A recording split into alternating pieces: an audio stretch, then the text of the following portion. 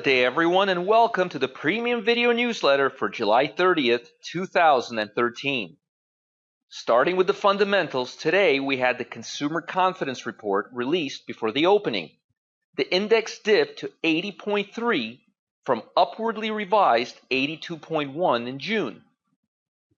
Economists had expected the index to fall to 81.1 last month due to rising gasoline prices. However, the market was not affected too much by this news. The stock market is being driven primarily by the Feds right now and the earnings. Oil futures closed lower Tuesday for a third session in a row as a drop in U.S. consumer confidence combined with worries over a slowdown in China created a darker outlook for energy demands. Technically, oil looked like it was beginning to show some short-term weakness, and I'm surprised we didn't see this sooner. I want to see how the market is going to react around the 100 to 101 level and see if momentum and buying resumes. If it does, I think we will see a test of the previous high price. If we don't see that, I think the bulls will begin losing confidence and we may see crude prices go sooner than later to the 98 to 94 area. But don't give up on crude just yet. Let's see how the buyers behave around the lower levels, and then we will go from there. Shares of home builders rose after a report showing that U.S. home prices jumped 12.2% in May compared with a year ago, the biggest yearly gain since March of 2006, if you can believe that.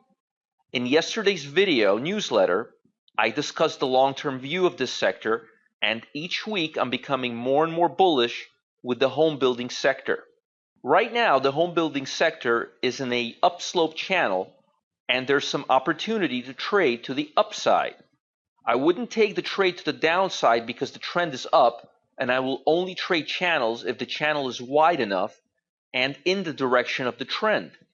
In this case, you can ride the channel all the way up to the $33 area with risking just a fraction of that. The sector should continue increasing over the next several weeks because the economic news relating to home builders has only been getting better. If you recall, the Russell 2000, which tracks small caps, led the stock market to new highs a few days before the large caps did. I explained the reason for this was because the large caps have much less interest rate risk than the large cap stocks. But Russell is now softening up much quicker than the large cap stocks. This is telling me that speculative investors and traders who trade small cap stocks, substantially more speculative than those that trade blue chip companies, are less confident in the stock market than they were a few weeks back. However, nothing really changed. Earnings are coming in as expected or better, and economic data is not worse than anticipated. So we have to take this as a warning sign that the large caps may be softening up as well in the coming days. In addition, and what's really confusing about this is the transports are gaining strength, and transports tend to lead the large caps as well. So there's an obvious inconsistency between the large caps and the small cap stocks as well. This is also partly due to the fact that it's summer and volume is very light, and it's very easy for funds and large cap hedge funds to move markets with relatively low share volume. So I wouldn't read too much into this right now. What's important is the fact that we're aware of this and we will continue monitoring it over the next few days. The interest rate market has very little new information to process and is relying on the Feds each week for guidance.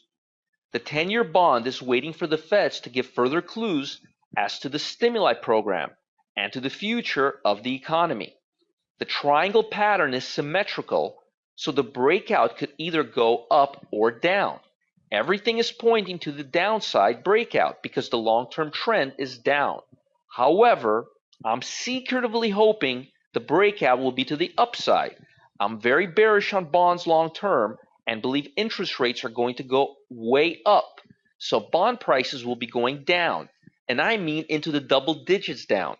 But I want to get the highest price when selling this market, so I'm only taking trades to the downside. Take these rallies as selling opportunities only for now, and I will update you tomorrow after the Feds provide the weekly update. Lastly, we haven't talked about gold in the last few sessions. The gold market broke the downtrend, but only barely, with very little momentum. As soon as the break occurs, instead of gaining volume and momentum, which is characteristic, the market decides to go into a consolidation mode and form a triangle. Not something you see very often in the metals market or any other market for that matter after a breakout. What this tells me is that the breakout is not real, and I wouldn't think it is with the economy improving the way it is. I'm still waiting for higher prices temporarily so I can sell this market at a higher level. I'm just as bearish on gold as I'm bearish on bonds, but we have to be patient. The traders who bought the breakout to the upside are going to get nervous within the next day or so. Watch for volatility to pick up and probably to the downside. We have 3 setups for tomorrow. Most of the setups generated look loose and choppy. I'm not very confident in market direction right now, and either is the market from what I'm seeing. I'm recommending waiting for the Feds tomorrow because there may be a lot of random volatility and I won't be taking these trades. But if you want to, they are all inside days to the upside and they offer the least risk of all our trades. The first symbol is FLIR and the name of the company is FLIR Systems. The second one is TRIP, TRIP, which is TripAdvisor. And the third one is PACW, which is the symbol for First Community Bancorp. That's it for today's tutorial. I will update you tomorrow and expect some volatility early in the morning and midday as well. Have a great night, everyone, and I'll update you tomorrow after the open as usual.